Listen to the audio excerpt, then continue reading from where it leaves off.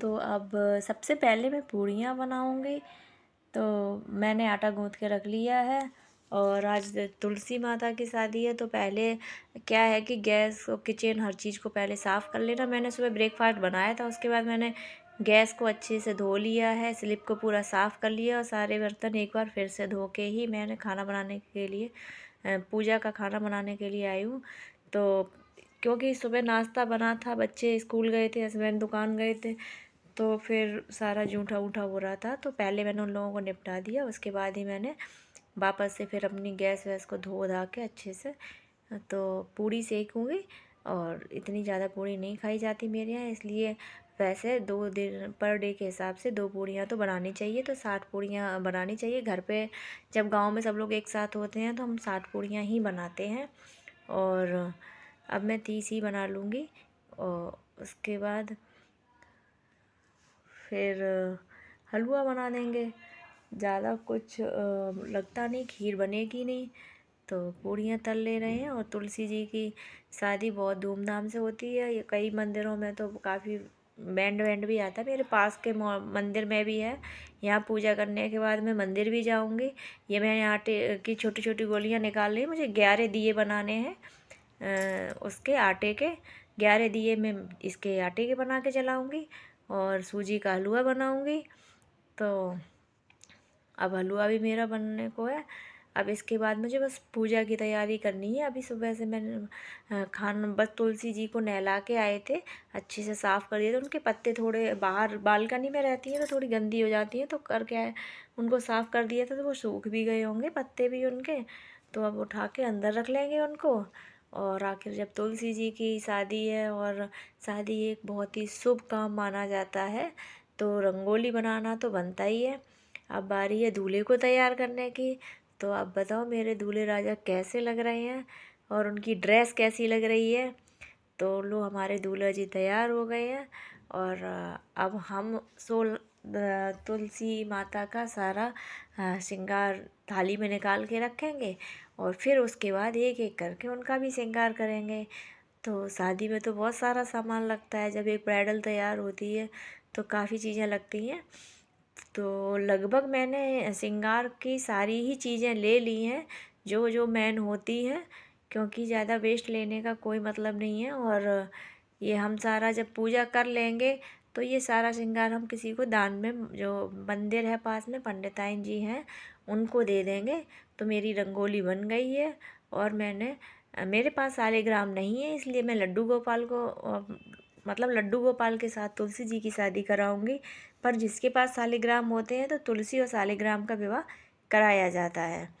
और अब सारी तैयारी हो गई है, तो मैंने एक गोबर के उपले को रख दिया था गैस पर जलने के लिए। तो क्योंकि अग्नि तो लानी ज़रूरी है, बिना अग्नि के शादी कैसे होगी। और वैसे भी जब भी कोई पूजा होती है तो अग्नि को साक्षी मानकर ही पूजा की जाती है।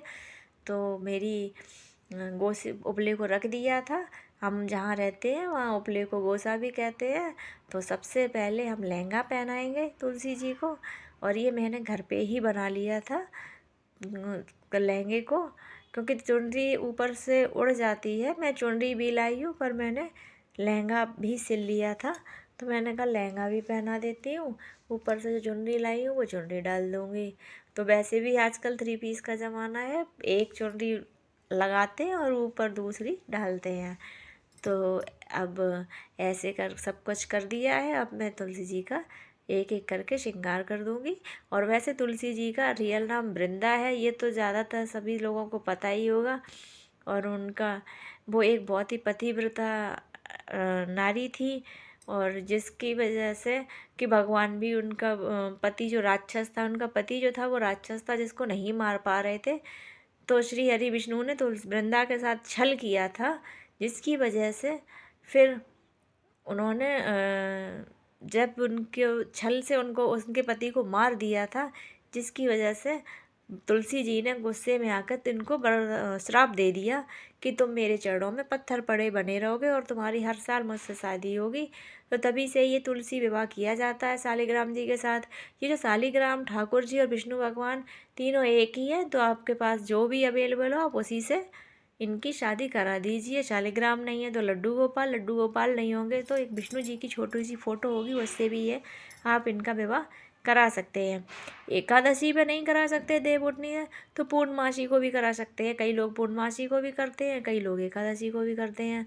तो मेरी माता रानी तैयार हो गई हैं और अब इन्हें शीशा दिखा देते हैं और ये बहुत ही सुंदर लग रही हैं। तो अब हम इनकी वो जयमाला भी कराएंगे। और मेरे बेटे ने देखो लक्ष्मी जी का जो दीपक रखा था उसमें आग लगा दी है। बहुत शैतान है, कुछ ना कुछ करता रहता है। तो अब हम इनकी जयमाला कराएंगे। तो पहले तो बर ही माला डालेगा। तो हमारे लड्डू गोपाल जी ने तुलसी माता को माला पहना दी। अब बारी है तुलसी जी की।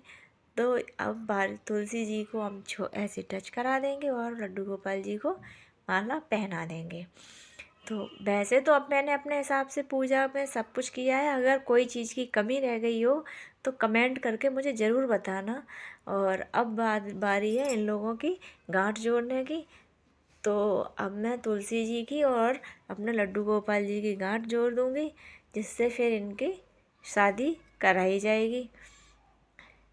और आपको मेरा पूजा करने का तरीका कैसा लगा और मतलब मेरी तैयारी कैसी थी, मैं कमेंट करके ज़रूर बताना। अगर कोई कमी रह गई हो, क्या आपके यहाँ भी इसी तरीके से शादी की जाती है या कोई और रीति रिवाज है, तो वो भी हमें बताइएगा। तो अब हम पहले अपना लड्डू गोपाल का पूजन करेंगे और अपनी तुलसी माता का पूजन करेंगे। और तुलसी माता अब तैयार हैं पूरी तरीके से। और लड्डू गोपाल भी मेरे बहुत अच्छे कपड़े पहने हैं, दोनों ने रेड रेड पहना है, मैचिंग भी हो रही है दोनों ही लोगों की। और हमने इनको फल अर्पित कर देंगे। और मेरी रंगोली बताना, चौक बताना कैसा बना हुआ है। और तो अगर आपको मेरा वीडियो पसंद आता हो, प्लीज़ आप लोग मेरे वीडियो देखते तो हैं, सब्सक्राइब नहीं करते हैं, मेरे वीडियो को सब्सक्राइब भी किया करो। अगर बस कोई कमी रह गई हो तो कमेंट करके प्लीज़ बताया करो, ताकि मैं उस चीज़ को सही सुधार पाऊँ और फोकस करूँ। और मैंने ये जो आटे की गोलियाँ छोड़ रखी थी, मैंने उससे ये दिए बना लिए हैं। और मैंने 11 दिए बनाए हैं। वैसे तो हम लोग तुलसी पर डेली ही दिए जलाते हैं, फिर भी मैंने एक्स्ट्रा में बना लिए क्योंकि कार्तिक का महीना है, दीपदान का है। तो अब चाहे जितने भी दिए बना दो कम ही हैं। 51, 21, 101। और भी तो पूर्णमासी पे भी दीपदान करते हैं। जो मैंने हलवा पूरी बनाया था वो मैं अग्नि को चढ़ाऊँगी। और लगभग पूजा हो गई है तुलसी माता की। और आप लोग कब करते हैं, देव उठनी एकादशी पे ही करते हैं या पूर्णमासी पे करते हैं, हमें कमेंट करके ज़रूर बताना। तो अब मांग भरा देते हैं। तो तुलसी विवाह हो चुका है, अब बारी है फेरों की। तो अब माता रानी के फेरे कराते हैं। तो आई होप आप सबको मेरा ये वीडियो पसंद आया होगा। अगर कोई कमी रह गई हो तो प्लीज़ बताना। मेरे चैनल को लाइक शेयर सब्सक्राइब ज़रूर करना। और अगर मेरा वीडियो पसंद आया तो प्लीज़ प्लीज़ प्लीज़ लाइक ज़रूर करना। और माता रानी के तुलसी माता का विवाह पूर्ण हो गया है और अब केवल 7 फेरे दिलवाने हैं। और अब हम इनके 7 फेरे कंप्लीट करा देंगे और उनका विवाह हो जाएगा बस पूरा। और आज देव उठनी एकादशी है तो शाम को भी पूजा करनी होती है। तो आज आप सबको देव उठनी एकादशी की हार्दिक शुभकामनाएं। और शाम को सभी लोग गन्ना और सिंघाड़ा ज़रूर खाइएगा। तो मेरी पूजा संपन्न हो चुकी है। माता रानी आप सबको खूब सारी